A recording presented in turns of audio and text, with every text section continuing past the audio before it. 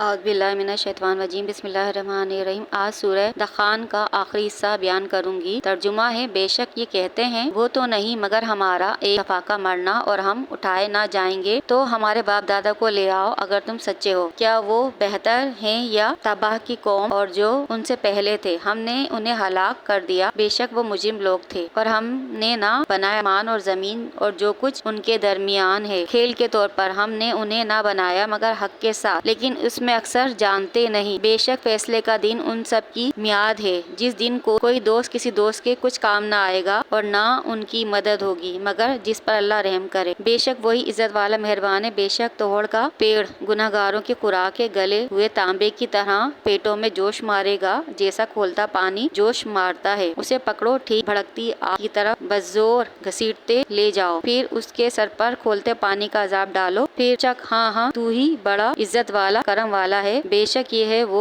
جس میں تم شبہ کرتے تھے۔ بے شک ڈرنے والے امان کی جگہ میں ہیں، باغوں اور چشموں میں پہنیں گے کریب اور قنادیر، آمنے سامنے یوں ہی ہے، اور ہم نے انہیں بیاہ دیا نہایتی سیاہ اور روشن بڑی بڑی آنکھوں والیوں سے۔ اس میں ہر قسم کے میوے مانگیں گے، امن اور امان سے اس میں پہلی موت کے سوا پھر موت نہ چکھیں گے، اور اللہ نے انہیں آگ کے عذاب سے بچا لیا۔ تمہارے رب کے فضل سے یہی بڑی کامیابی ہے۔ تو ہم نے اس قرآن کو تمہاری زبان میں آسان کیا کہ وہ سمجھیں، تو تم انتظار کرو، وہ بھی کسی انتظار میں ہیں۔ سیر ہے کہ کفار مکہ یہ کہتے تھے نبی صلی اللہ علیہ وآلہ وسلم سے کہ اس زندگی کے بعد موت کے علاوہ ہمارے لیے اور کوئی زندگی نہیں ہے، صرف مرنے کے بعد ہم نہیں اٹھائے جائیں گے۔ تو اس پر اللہ تعالیٰ فرما رہے ہیں کہ یہ صرف ان لوگوں کی حماقت ہے۔ نبی صلی اللہ علیہ وسلم نے فرمایا کہ عاد اور سمود قوم کا تم حشر دیکھ چکے ہو کہ کس طرح سے ان لوگوں نے اللہ کو جھٹلایا اور ان پر عذاب نازل ہوا تھا۔ یہ تمام لوگ ہلاک کیے گئے۔ اور تباہ حمیری کا ذکر ہے، جو ایک مومن اور یمن کے بادشاہ تھے، لیکن ان کی قوم کافر تھی جو کہ قوت بازو میں شان و شوکت والی سب سے الگ تھی۔ اس پر کچھ لوگوں نے انہیں برا کہا، تباہ کو برا کہا، تو حضرت سہل بن سعد رضی اللہ عنہ سے روایت ہے کہ نبی اکرم صلی اللہ علیہ وآلہ وسلم نے ارشاد فرمایا، تباہ کو برا بھلا مت کہو کیونکہ وہ اسلام قبول کر چکے تھے۔ اسی تباہ نے مدینہ منورہ بنایا، اسی تباہ نے حضور صلی اللہ علیہ وآلہ وسلم پر نور کو غائبانہ خط لکھ کر لوگوں کے سپرد کیا تھا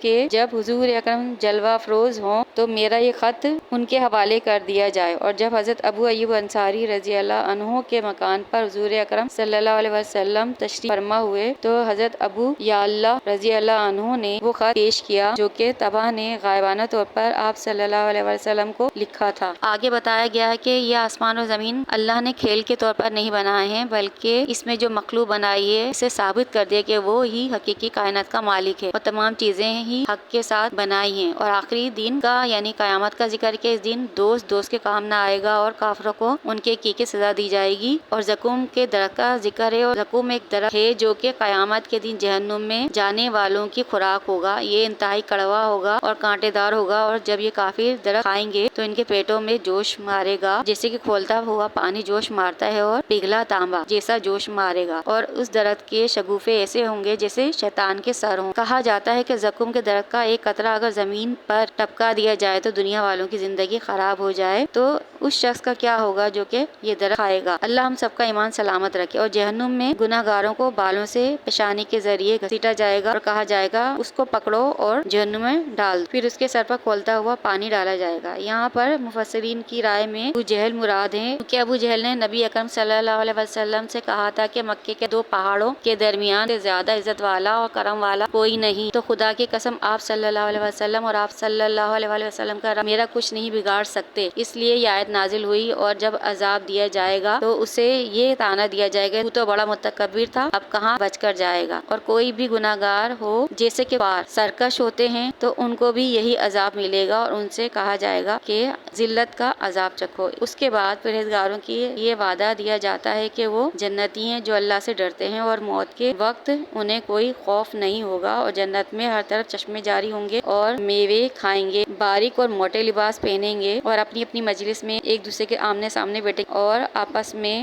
خوشگپیوں میں مصروف ہوں گے اور جنت میں جانے کے بعد پھر وہ موت کا ذائقہ نہیں چکھیں گے اور ان کو حوروں سے بیاہ دیا جائے گا جو کہ خوبصورت ہوں گے۔ اور اللہ فرما رہا ہے کہ اس قرآن کو اے نبی صلی اللہ علیہ وآلہ وسلم ہم نے آسان کر دیا، یعنی آپ صلی اللہ علیہ وسلم کی زبان عربی میں نازل فرما کر آسان کر دیا تاکہ آپ کی قوم کے لوگ اس کو آسانی سے سمجھیں۔ اللہ پاک ہماری غفلتوں، غلطیوں، کوتاہیوں کو بخش دے۔ اللہ نگہبان۔